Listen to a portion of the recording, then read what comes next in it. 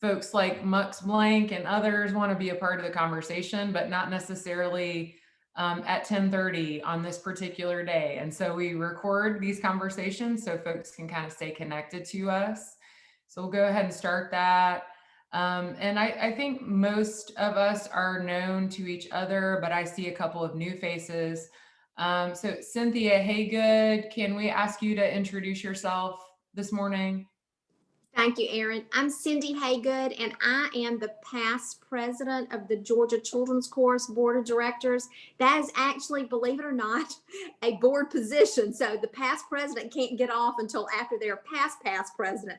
And I asked John if I could jump on today and listen and hopefully make a little announcement at the very end. It would be really short. Is that okay? Absolutely. Thank you. Yeah. Thanks for joining us today, Cindy. And then I think our only other new face is Michelle Pearson Tucker. It would be hard for me to believe that you don't already know Michelle because she wears about 27.5 hats in Athens, Clark County. She is an Edward Jones financial planner, the financial planner for the Barger family. In fact, I highly recommend her services.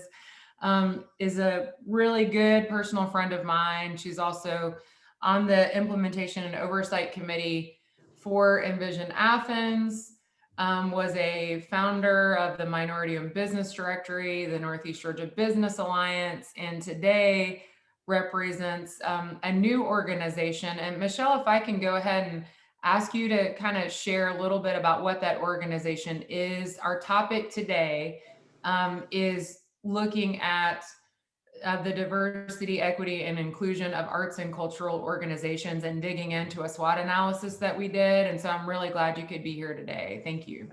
Thank you for having me and even the introduction. So you're too kind. I am here today truly representing the Minority Business and Nonprofit Association. We are new adjacent. I say that because we grew out of the Business Alliance. And so our organization did a transition during COVID. And so we split into two different organizations. So the Business Alliance is still doing some of the chamber-like functions for minority businesses. And the Minority Business and Nonprofit Association, we've taken on a couple of different roles in that space. The biggest piece of that is that we spend time now working with businesses and nonprofits specifically on the education and training for growing and developing and sustaining their businesses and organizations. For the true for-profit side, a lot of that, as most of you know, revolves around the financial implications, making sure books are in order, HR issues and development in that space, and connecting them with mentors. For the nonprofit space, a lot of that looks like whether it's board development, and also in board hosting. Think about it truly as being a fiscal agent. However, what we also step in that role and do is truly, like I said, a lot of the board development if they would like to grow out on their own. And I put that asterisk there because we don't force the nonprofits to make that decision. That is up to them. And so we spend that time then truly developing them to help them make sure they can be sustainable, or if they want to stay within our organization as one of our organizations, as we are the fiscal agent, they have the right to do that as well. And so that's what our organization spends a lot of time doing. The other piece that we have the opportunity to grow into in this split is that we were getting calls probably, I'll just say we average probably one a month in regards to training around the DEI space. I would step in and do some of that role just from my past spaces. And as Erin mentioned, how the 27 and a half boards that I'm on. So I've spent time doing some of that diversity, equity, inclusion training and development. I spent a lot of that more on just out of nature of my role as a financial advisor on pay equity. And what that looks like in the workplace. But we've also partnered with some of our other, we call it our A team, our advisory team. So we're connected with a lot of folks who do DEI work in that space. A lot of it's at higher ed, some at corporate. For example, April, her last name just left me, April Drummond, she's with Denny's corporate. And so it depends on kind of what the need is for the organization. But here's what a DEI audit looks like. We come in, we have the conversation with the team at all levels, and we ask the question, what is it that you're looking for? There can be so many different ways that diversity, equity, and inclusion can translate itself in different spaces. So depending on what it is what the goal is that you're trying to accomplish for your organization. we start there because we can always ask so many questions. But if we're not asking and answering the question that is really important to where your organization is, then it doesn't matter. Sometimes it's diversity, sometimes it's inclusion, sometimes it's both. And again, right now, pay equity is where I spend a lot of my space. And so for me, it really is give me the data, and then we kind of translate it for you and answer some of those questions. I don't know if you guys know Nathan Struck with B Corp. Nathan and I are right now in the middle of a project that he was going through truly B Corp certification, and one of the folks that he was working with wanted to do a pay equity audit. And as our team was kind of going through that information last week, one of the things that kind of jumped off the page at us was they had a lot of CEOs, but very few of them were women. Their staff was about 50-50, men and women. But when you started looking at the higher pay scale, where were the women? What's going on? Education level, they matched up. And so, but we needed that data on the front end. So we kind of give you, here's a list of information that we're looking for, if you have it. And that's where we always put the asterisk, because sometimes HR departments, they don't collect data. They know that from your resume, you said you went to a 4-year degree or you have a master's degree, but they may not document it in their system.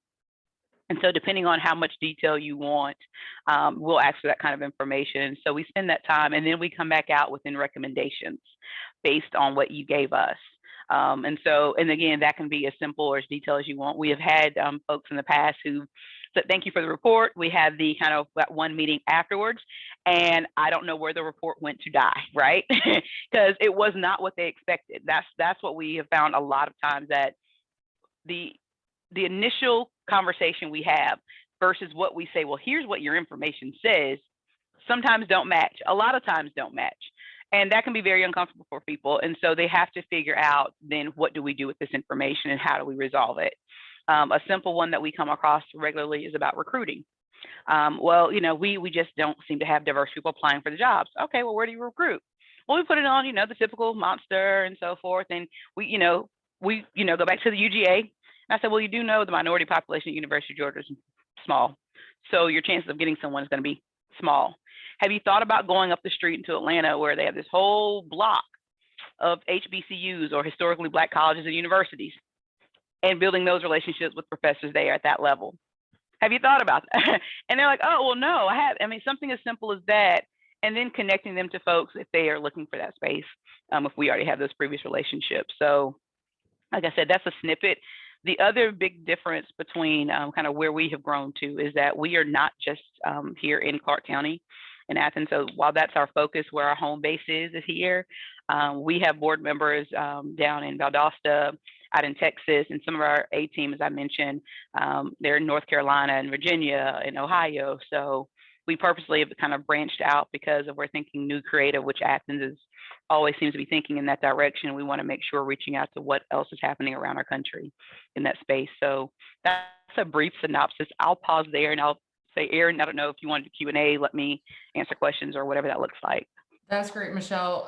Do you have time to stay with us, or do you need to hop off fairly soon? Give me 2 seconds. Let me check. I've been on vacation, right? So Becky built my calendar. I know. I was like, you guys, if you haven't noticed, we just connected this morning about Michelle joining us. So I have an 11 o'clock, so I'm fine until 11. It's on Zoom, so I can literally hop off. Okay. Well, you're more than welcome, and would love for you to stay on as long as you have time. We're going to dive in really soon to the SWOT analysis, and you can look at some of the work that we've been doing, some of the action items that we're discussing. If you have anything to add, or especially if you have something that you think is really not as thoughtful as it needs to be, I would love your insight there now or later. I mean, we'll talk 3 more times this week, probably. Exactly. And I'll put the email address for the association in the chat too, for everybody as well. Yeah, thank you. But before we dive into that, since Michelle is going to need to sign off the call before our conversation ends, I want to give us just a few minutes. If you have any questions for her about this work, now would be the time. And thank you for that email address for any follow-up. Any questions for Michelle about the Minority Business and Nonprofit Association? I'm just wondering, again, thinking about resources on campus, the Seelig Institute. I don't know if you're in touch with those individuals, Michelle. they do the state of Georgia research on economic development and so on?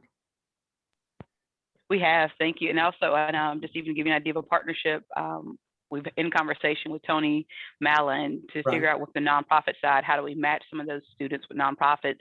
I'll be very honest with you guys, and Erin and I've had this conversation, mostly from the business side, for the for-profit side of our organization. We get a lot of feedback that the relationships working with the students is not something that folks are interested in doing for so many different reasons. A lot of the ones that rise to the top of that, one, they're here for short term, right? So while we're in the middle of a project, we become a test study for them. That's not what we want to be. And that's indicative of the businesses as well as just the Black community collectively. But sometimes we also get feedback of folks that are not interested in that partnership because, you know, we may have this idea and I'm afraid that student's going to have the resources to go take my idea and do something else with it as well. And so we do get a lot of that feedback as well. But when we can pair people up, if they're interested, we will do so, but it is a very difficult mountain to climb. Yeah, I was just suggesting they have data on income inequality. A lot of their research reports, I hear what you're saying about working with people. There is a group on campus that's aware of this, you know, students coming and sucking your brains and then going off to live in, you know, Charlotte. And so there's a group on campus that's developing a community innovation hub concept. And that's something I think will be very interesting going forward. I'd like to talk about that at some point in time, but not right now. I've just gotten engaged in that, but okay. Yeah. Thanks, David. Christine, did you have something? I was just going to say, I went through that program. I graduated from the Institute for Nonprofits in 2004.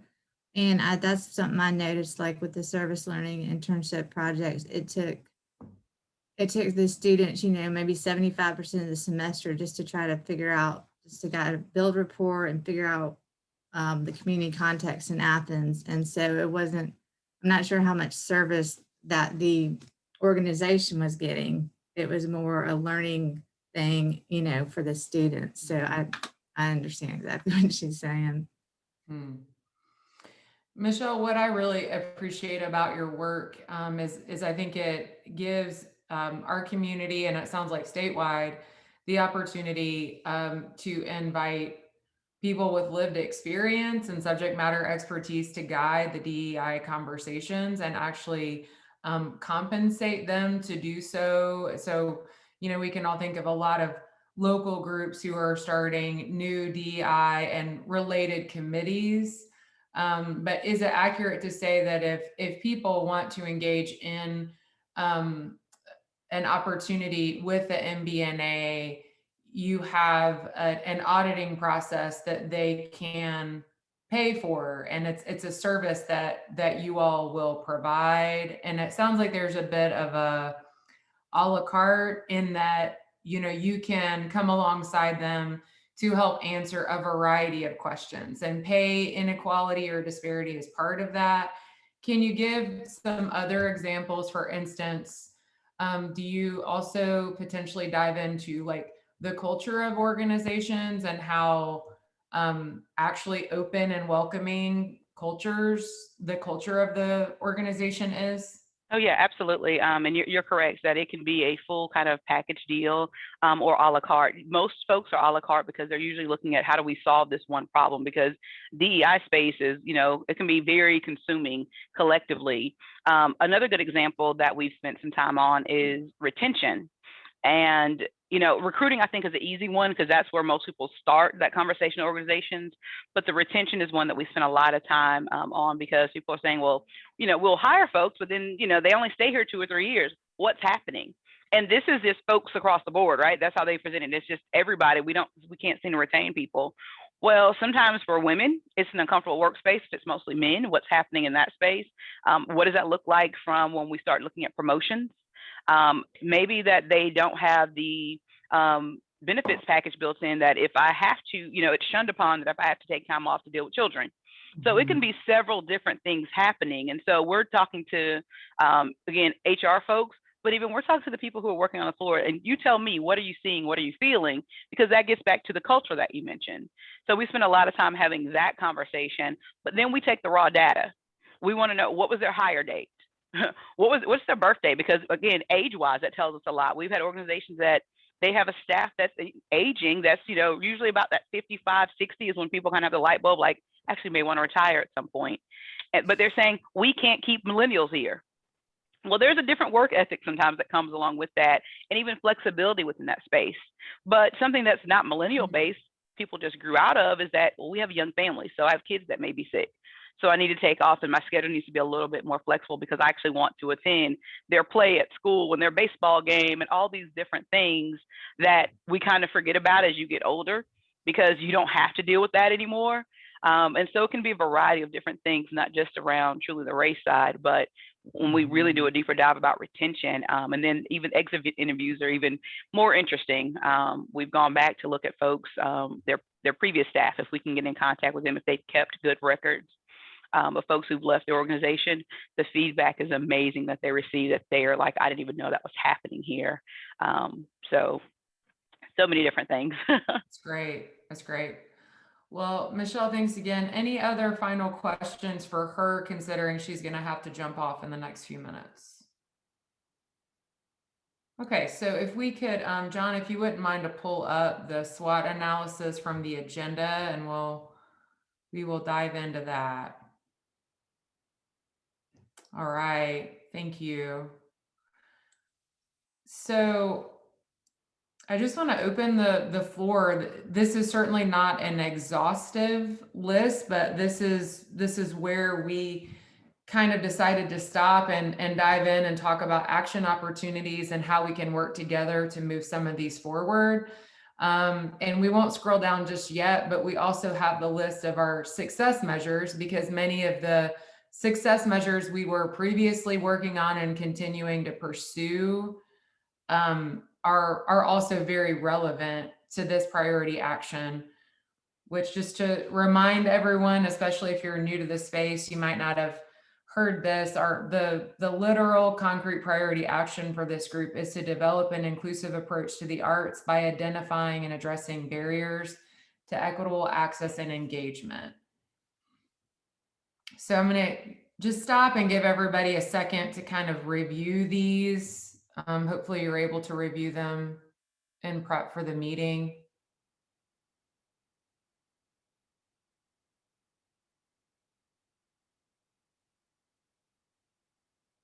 So unfortunately, it's taken a lot of tragedy to move communities who previously weren't, at the place to dive into difficult discussions, to really find them unavoidable. So I'm grateful that this group has been talking about these things for quite a while, before a lot of those tragedies kind of moved that to the forefront. But I think there is definitely an urgency to these conversations, and I want that to be just acknowledged on this call. And thankful to some of the steps that we have taken to move forward. Andrew, you took a lead role in the presidential task force and the public art project. Do you have any updates on that, by the way, before we move on? 6 weeks ago or so, the update from UGA is they don't know what they're doing yet. There's $150,000 there for public art. But Okay. we don't know any more than what's been released on the website, and that was in January. Right. Well, that's a good number. $150,000 is a good number. It's so inadequate for a single work of art that should be as splashy as it should be on UGA's campus. I hear that. That's a good point. I hope they figure that out. Yeah. Yes, I hear that. And then, so we've also talked through the weaknesses,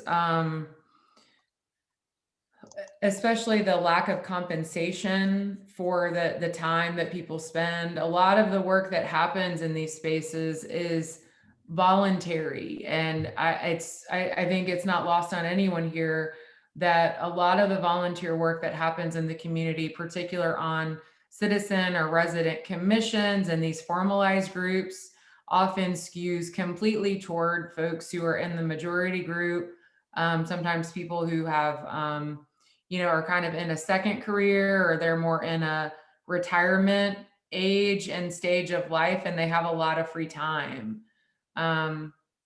So that is something that we've acknowledged. And then the pandemic has made it difficult to have real human connections, which makes these conversations and forward movement even more difficult. And then the opportunities, I would love to just kind of stop and then invite your thoughts on, what can this group do, individuals within it or us collaboratively, to make the most of the opportunities that we've discussed. I'm just going to open it up and stop talking so you guys can jump in.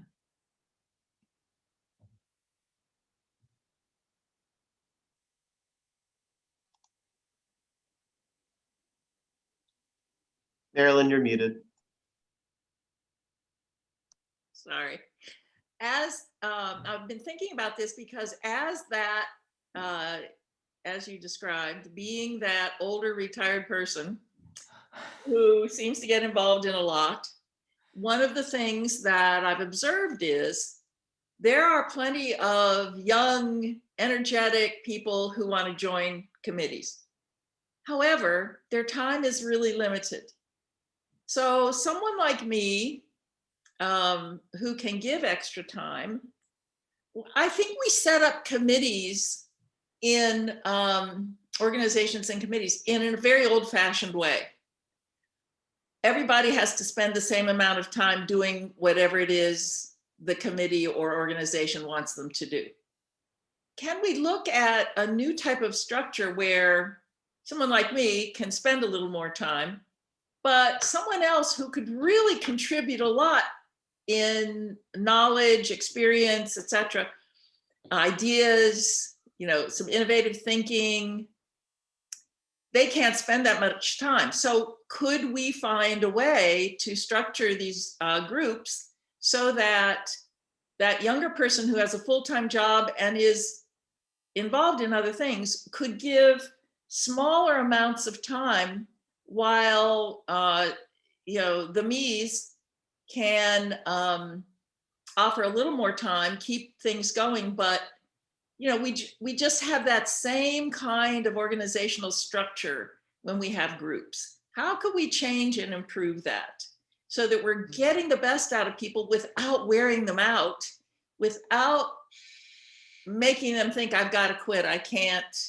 handle contributing this much time. Mm-hmm. And the people I generally work with are people who are involved in lots of things, and they think community work and volunteerism is really important, but then they become overwhelmed.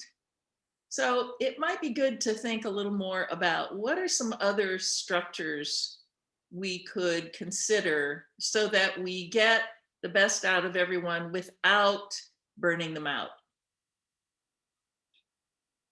That's a great point. So I think that related to that, you have people who might have a lot of things going on in their lives and they have a specific subject matter expertise or energy in a targeted area. So rather than that person being required to attend, a 90-minute meeting on a regular basis, have someone within that group who might be within the commission or the committee that acts as like a liaison and maybe connects to this other individual or other set of individuals to kind of make the participation more accessible and kind of on their terms, meaning, the conversation happens when that person is available, where they're available, how they're available. So not that Envision has done this perfectly, but Michelle will remember when we were working on the action agenda, she and I were a couple of the voices that were like, if you want, all kinds of people to come to these meetings, having it at the Classic Center in the middle of the day is not sufficient. So we had meetings in the schools in the evening, providing childcare and food. So rethinking that, and I'm wondering if a place to start would be in some of the formal commissions that we have. We have a couple of representatives from the Athens Cultural Affairs Commission. So not to put you on the spot, but I think it's time to kind of get in the weeds. What might it look like to actually make that particular group kind of a case example? Are there elements that we've discussed in this space that could actually be implemented in that group potentially as a starting point? I see Andrew grimacing. I'll let others speak first. I don't have any ideas. One thing I'll also add, and Aaron, you're exactly right of how we transition with the IOC and bringing in feedback from just across the community. Something that MBNA actually did, I mentioned our A team. Our advisory team truly is just that. That's almost for us a holding space for a couple of things. People who could potentially be board members at some point, they just don't have the time right now, but they have either the resources, they may have the skill set that we're looking for, and the way that we engage them, our goal is to have twice a year, just have a meeting with them, one during lunch, one in the evening, so they can pick which one they want to attend. But then also using them truly as a mentorship capacity if they're available. So we're connecting them with that business or nonprofit that they can do the one-off with the thing that they need to do at that moment in time. And they may not always be available, and that's okay, but it gives them the opportunity to kind of somewhat still be engaged. And then they're part of our newsletter, so that way they're getting that communication of what's happening, what's going on. But it is not a perfect formula, but it does make sense when you have people who can't stop in the middle of the day, or like me, who have to hop off in the middle of a session. But I know that I have flexibility because I create my own calendar. I say me, really, Becky's my boss and she curates my calendar. But for the most part, we have that flexibility in our office where folks who are truly working a 9 to 5, who are dedicated with people, especially if you're in a service industry, you can't peel away because somebody's sitting there looking for you and waiting for you. So just give you an idea of something we tried. Mm-hmm. Let me add, Thanks, since Michelle. Andrew gave that look. Actually, I don't know how, I think ACAC does a good job of asking people when is the one time a month we can work together. And then people go off and do in small groups or individually some of the work. And they can do that on their own time and then come back together. Communications are always on, there are always people emailing communications, that sort of thing. So in a sense, because it's the kind of commission it is that works with the Athens-Clarke County government, they're somewhat limited, but I think it's set up with some flexibility for getting people involved so that if they can't come to our monthly meeting, it's not a disaster unless we're voting for something and we need the majority there. But I think that they found a way to make it a little more flexible for some of the members that need that flexibility. I really appreciate that, Marilyn. I know I've participated in similar groups, and sometimes my experience, not with ACAC, I haven't served in that capacity, but sometimes with other government related groups, you are invited to serve in an advisory or a task force. And then the communication is, would you like to meet on this Thursday at 5:30 or the next Thursday at 5:30? Right. And it's like, I never said that Thursday at 5:30 worked for me. Like, that's the worst possible time for someone with children. Right. So it's, I think this feels very much like a weed, but the reality is it's often those logistical barriers that make opportunities pretty easy for folks to dismiss. If they literally can't show up, then the conversation is kind of DOA. Guys, if since we're sharing screen, if you added something in the chat, please jump in with it. It's kind of hard to see the chat and the list. I think, Lauren, I saw something from you. Yes, I don't know if you guys are familiar with this, but in the past, there was an organization called Hands-On Athens, and I think they operated as a part of Community Connection, but had their own offices and staff. And they managed volunteer opportunities through a website that had both a way that you would have an account as a volunteer and the organization would have an account, and they could post needs that were I think along the lines that you're talking about, like a one-time need. And the volunteer could accumulate a record of their volunteering, and the organization would accumulate service hours that they could use in reporting. And I don't know what happened to that program. I worked for them as a volunteer supporting their program at one point, and they used to manage MLK Day of Service, and they did originally the management, I believe, of the hands-on, construction and rehab projects. And those things now seem to be under Historic Athens. And I don't know what happened, but it was a really, I think, great service within the community to help organizations advertise opportunities, track volunteers, and connect volunteers to those opportunities. And that might Lauren, I happen to be in the office right now with Fenwick Breuard, and he actually just told me that, so UGA, I think John might have just put basically this in the chat, but so UGA has now taken that, and they are like executing and responsible for basically that, just it's housed within UGA now. And the contact there, if we want to get in touch, is Josh Podvin. Yeah. So it's great to have It's funny. I love in the it. next I think office. Fenwick and John and I had the same exact thought in the same moment. So I mean, that probably means it's a decent idea, not because I had it, but because Fenwick and John did. So Lauren, that's a great thought. Give Pulse is, yeah, Christine, go ahead and jump in with what you have to share, since it's hard to follow the chat. Go ahead. I'm sorry. I do know that, well, I have used Give Pulse, and it's a great tool, and offers a lot of flexibility for volunteers. And I do know that they've given us, I guess, access to it, or I don't know how the licensing and all that works, but from what I understand, like it's kind of, there's some flexibility, and it would be worth looking in to see if they would allow other nonprofits to kind of jump on board and have that, be able to utilize that platform for your service. I'm not sure about that, but it's worth asking.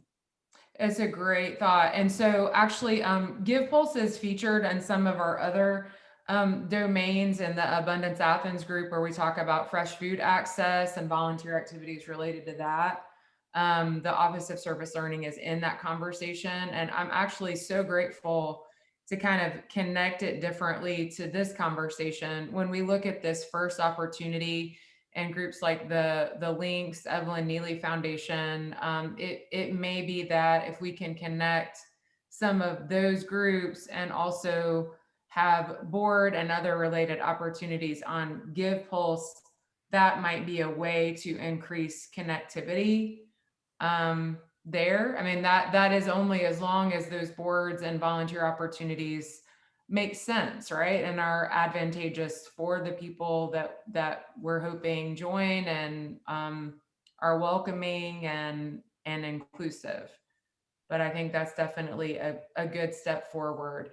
And John and I actually have a meeting with Josh Podvin and Shannon Brooks, the director of OSL, in the next few days. And we'll definitely bring that up. And maybe Josh could even come to a future conversation, and we can talk about how to link that up a little bit more. Christine, you also mentioned in the chat the work of EJC in terms of designating certain organizations as family friendly. And I'm pretty familiar with EJC, but I did not know about that designation. Can you share more? Yes, this is something that Tim Johnson was telling us about, that I'm not sure all the qualifications, but it has to do with like allowing for time off for, I mean, I know there's already the maternity leave thing, but offers more flexibility for people that have kids. And there's a child care component to it. I'm not sure what all is involved, but I know that we were the first ones to get that designation from them. Okay. Christine, would you mind to follow up if you have the availability to do so and just maybe make a connection for us to it. I'll do the work of getting more information and maybe seeing how that might incorporate into this. Sure, sure. And just one quick thing about the Give Pulse is that Josh Pobden even offered to do a training for all the neighborhood leaders on how to use Give Pulse. So that might be something that he would do for other people. I don't want to like speak for him or anything, but no, that's great. And then Christine, while you're kind of mic'd up with us, I honestly am embarrassed to say I don't recall the exact explanation or context for number 2. But what I recall is actually, I think, Christine, you had led some work as a neighborhood leader to host like a quilting group. And so I think this opportunity is mentioned as kind of an acknowledgement that some particular neighborhood leaders are already kind of incorporating more arts and cultural experiences into the community. So can you share a little bit more about that? yes, so I thought of the idea to develop the sewing and group class as sort of a way to combat the isolation and associated depression that a lot of seniors experience. And then also there's an intergenerational component, like skill sharing component. And we're even talking about trying to monetize it, monetize the crafts that we make so people have a little bit of extra pocket cash, pocket money. And we also have a community service component. So we're going to be making blankets. Well, we haven't decided exactly how we're going to go, but I think blankets for NICU if needed. Somebody mentioned blankets for foster children, but I'm trying to figure out if there's actually a need for that. And then there's other things that we've mentioned. So we're going to do community service, incorporate community service into it as well. It's great. Yeah. And the other thing about it is that it's a good mix of, it's good diversity of people. And from what I've read, like the best way to combat racism is to be around people of other races. So that's also a cool part about it. I appreciate it. I remember reading about your work before you joined this group and was just really excited to see that. Thank you. So thank you for leading in that way. And real quick, I'm wondering if a way to connect some of what is created with entrepreneurship is, Shawanda, your colleague and neighborhood leaders, is connected to the Marigold Market. And I know that folks can drop off goods to sell at the Marigold Market. They don't necessarily have to be present. That might be an opportunity to get some revenue associated with that. Yeah, that's an idea that one of one of the ladies has, excuse me, is to go around to these different craft fairs and stuff. Was the Marigold thing last weekend, I think? It kicked off and will be every Saturday through the season. Oh, okay.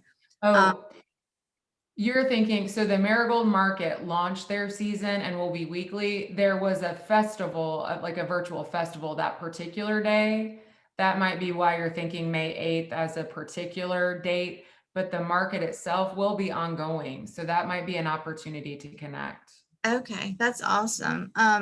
So we're either going to we might do a combination of both, but we're either going to do selling them, but also I've already had some crafts donated because I have an event in my front yard once a month. And so this woman donated these pillows that she made to kind of raise money for some other projects we're doing. Most of the stuff at my events is free, but we are going to start asking maybe on a donation basis for people to pay for some of these crafts to raise money for different projects in my neighborhood.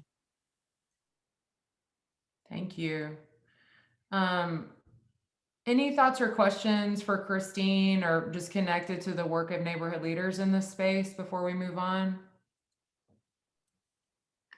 I just wanted, I don't know if this is the right forum to ask this or not, but I do have like a issue right now with trying to get paperwork back for a grant that I got from the ACAC. And it has to do with barriers for people of color, Black people, in filling out the paperwork. At least that's what his mentor told me. This person is, well, I don't know if I should tell the person, but I just don't know if this is the time. I'm going to talk to Tatiana today, but I just didn't know if this was the appropriate forum to bring up like a case study. Christine, you can shoot me an email. I Yes. haven't heard of any of this. Are you on? Because I don't know which of you guys. I'm the are- chairperson of ACAC. Oh, are you? Okay. All right. Good to meet you. Yes. Will you put your email address in the? Yeah. Thank you. Yeah, Christine, the point of this space is so people can ask questions just like that, and we can hopefully connect them to the place to get the answer. So Andrew is a wonderful partner, and connecting you guys will help resolve that pretty quickly, I'm guessing. Yeah. I will say, yeah, I mean, a lot of what ACAC does is inherently artist unfriendly, because we are a unit, although we're volunteers, we're a unit of the county government. You know, our contract for artists are this big because the government treats a public art commission like any procurement process. And so, you know, we're always fighting to make our processes more artist unfriendly. We've won some small battles through the years, but you know, we're not done. So Christina, let me know, and I'll be helpful in any way I can. All right. Thank you. I think in this work sometimes, and I guess in any community development work, it's helpful to define and articulate what are the gaps, and then what are the barriers.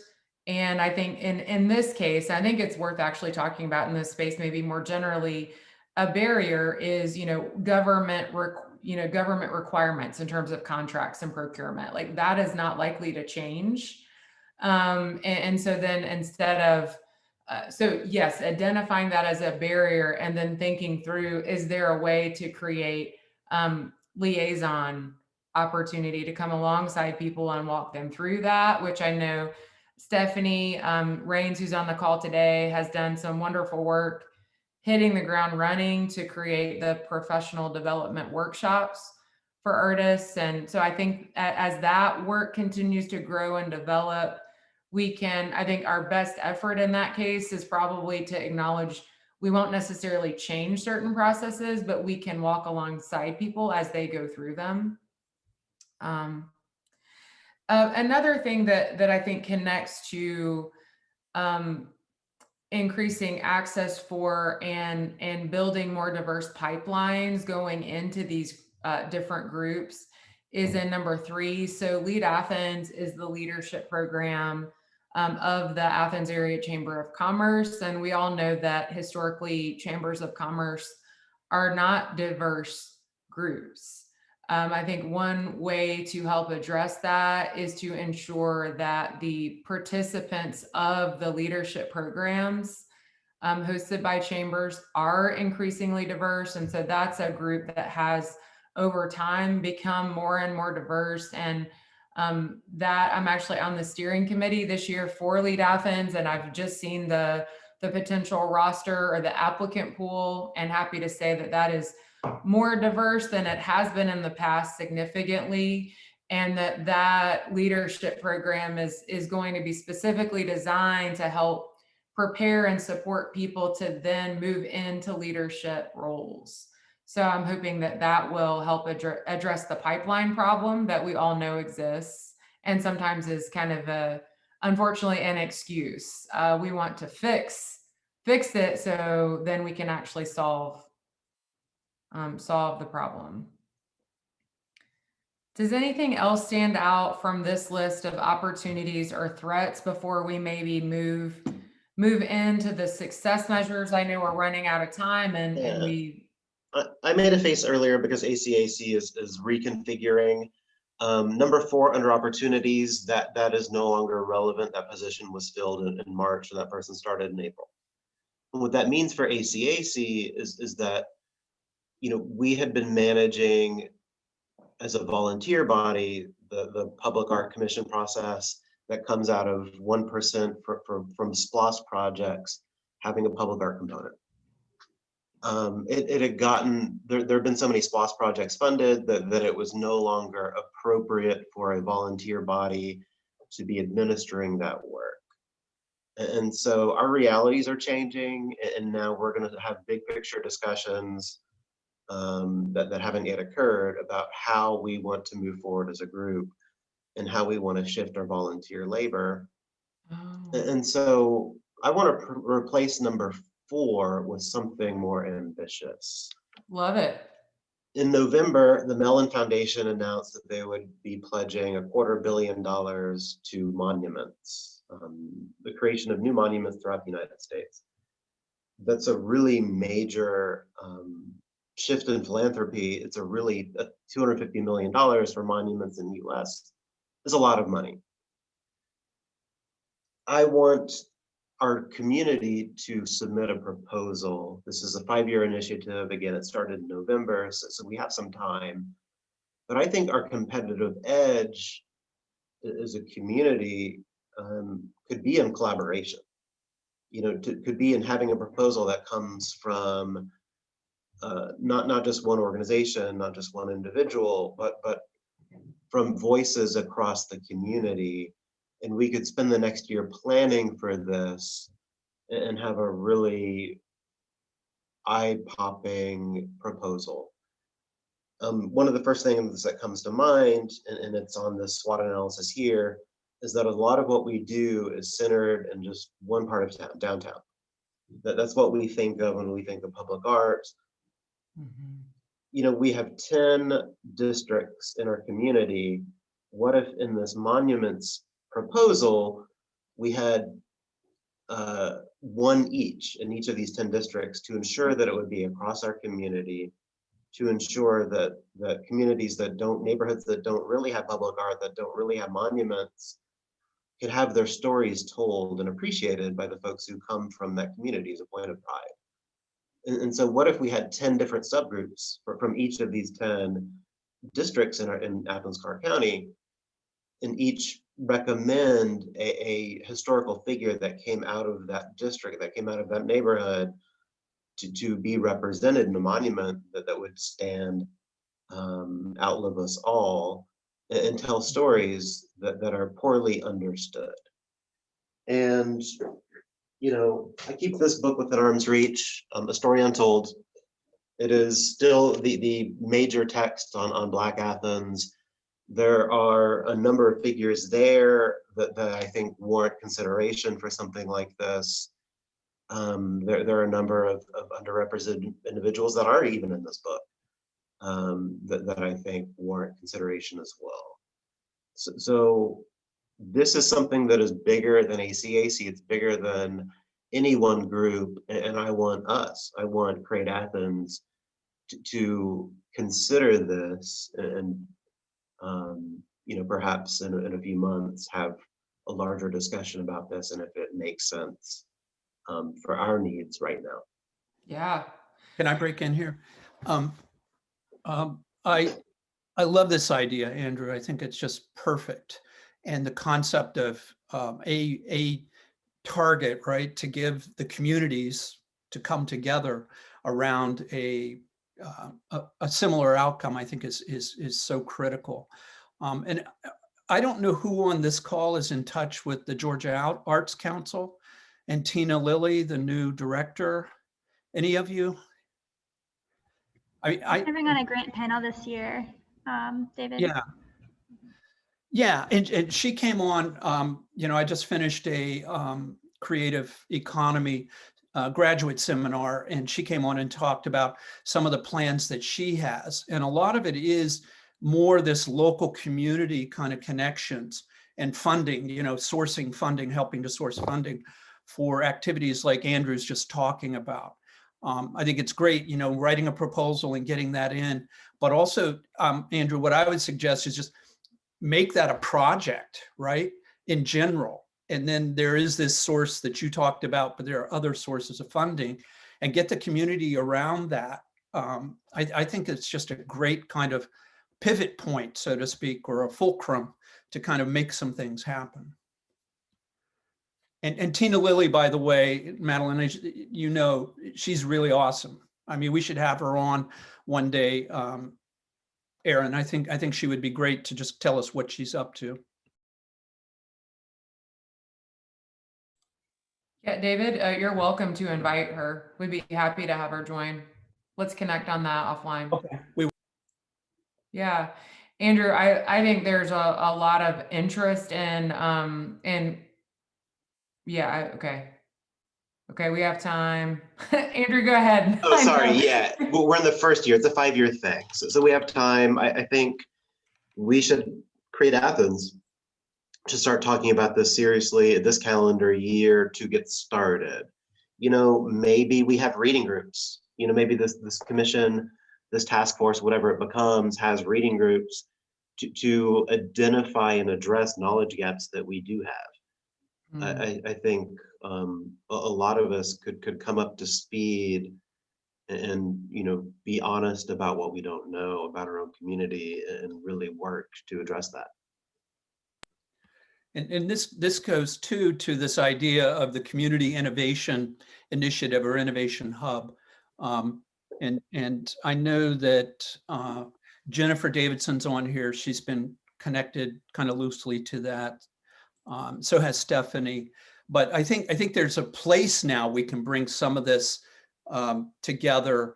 And you know, Christina Barr at the university is the one who's kind of guiding this a cross-disciplinary thing on campus, but now wants to connect it, as she says, South Broad to North Broad, so to speak, and all the communities beyond. So she would be another person to maybe have on in this kind of, how do we pull the community together? Mm-hmm. Andrew, do you think it would be timely to make this potentially the kind of lead topic for the June Create Athens meeting, the very next month? Sure. I want all participants in the discussion to come up with their own ideas. Right now we're just spitballing, right? And if that can be the premise for next month, some brainstorming around this melon opportunity and what this might look like from our community. As long as we're all mindful that it's super early stage, that there are no bad ideas at this juncture. Sure, I don't think June's too soon.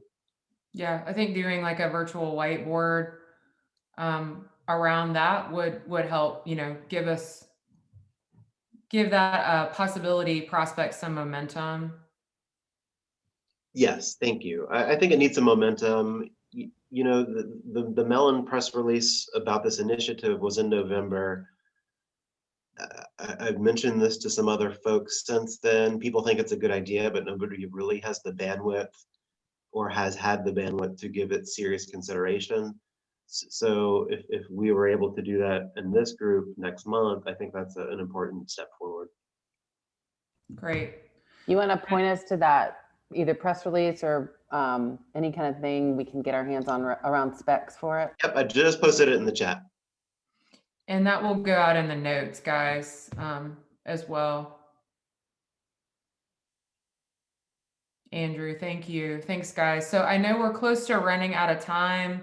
If we could scroll down to the success measures. Let me say this. When the ACAC was talking about making recommendations to UGA and telling UGA what to do with their money, or Kirby Smart's money in this case, it took a lot of gumption and it took a lot of legwork. You know, if you're going to do something like that, you have to come correct and make sure that your message is on point.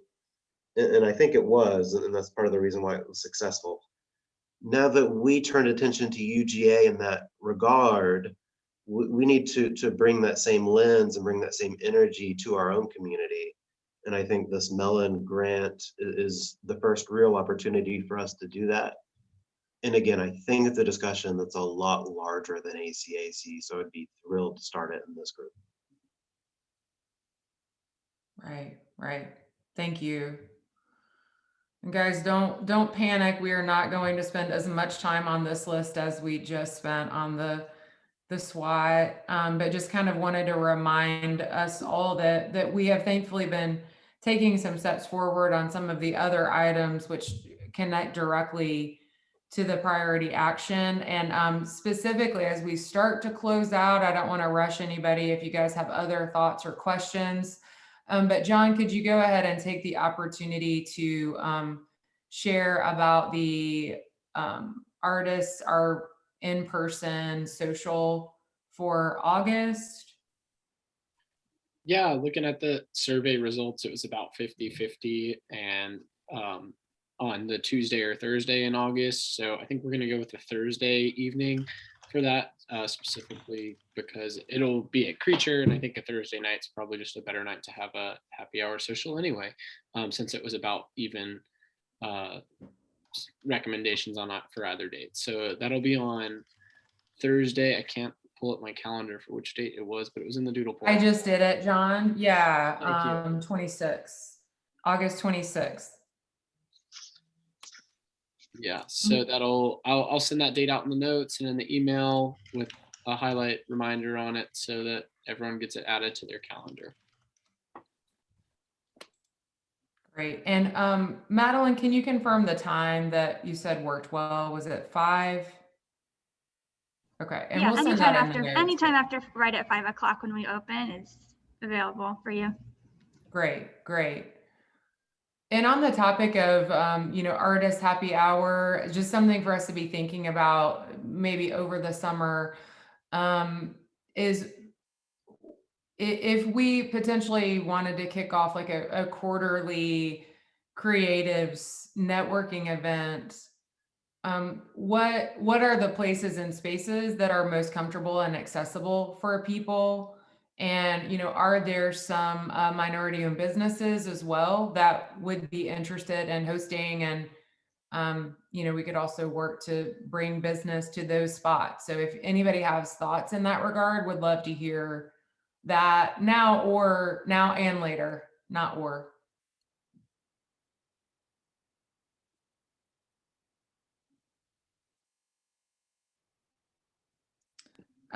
We have a lot of these other items moving forward, and I don't think now is the time to try to recap that. So if we could let's go back to seeing everybody's faces. And I think you all are pretty familiar with the measures. I want to take just the last couple of minutes to invite, especially anyone who hasn't had the opportunity to speak. I do know, Cindy, you have an announcement, so I'm not forgetting you. But any other updates or questions or thoughts to share before we sign off for the day?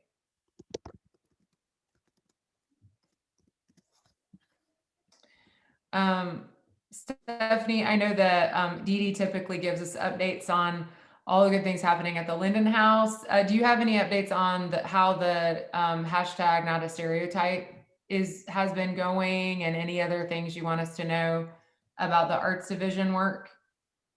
The hashtag not a stereotype exhibition opened, and every Tuesday throughout the exhibition will be virtual artist talks, and there's a whole roster. That's all of, it's too many to go through. It's all on the Linden House website. So that is happening every Tuesday evening for mostly June. And then we'll have an activity for some teens and young people connected to that exhibition in mid-June. And the East Athens Educational Dance Center is doing a program this month, a whole month, called Beyond the Bar, where they're offering teens and young people we partnered with Live from Community and Chess. So we have a really nice group of young people who are learning about entrepreneurship and everything from dressing for interviews, and talking about all kinds of staying safe on the internet, social media bullying, how to address those things. So we have a whole cadre of different speakers, and that's going to be the whole month. So that's been really nice. We're